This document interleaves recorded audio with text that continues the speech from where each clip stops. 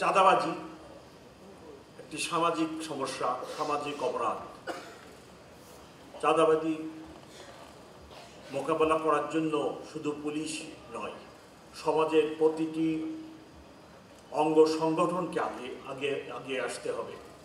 কোথায় চাঁদাবাজি হচ্ছে, কারা করতেছে, চাঁদাবাজির বিরুদ্ধে একটি প্রতিরোধ গড়ে তোলা অত্যন্ত জরুরি হয়ে পড়ছে।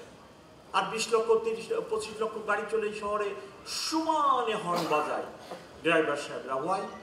আমি ইতিমধ্যেই সরকারের সাথে বিষয়টি আলোচনা করেছি, চিঠি দিয়েছি।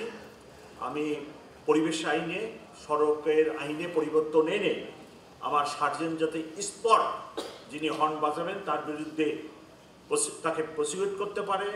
আমি পুলিশ ভাইদেরকে বলতে চাই, যিনি আজকে কমিশনার সাহেব, ওনাকে বলতে চাই, পুলিশকে জনবান্ধব হতে হবে, পুলিশকে জনগণের কাছে কাছে যেতে হবে, পুলিশকে বুঝাতে হবে যে তারা এই দেশেরই একটা পার্ট।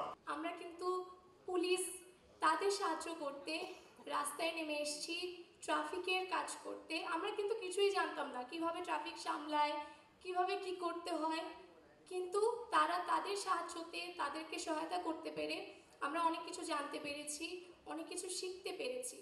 আমরা জনগণের বন্ধু হিসেবে কিন্তু পুলিশ চাই সব সময়, কোনো রাজনৈতিক ক্যাডার হিসেবে পুলিশ চাই না।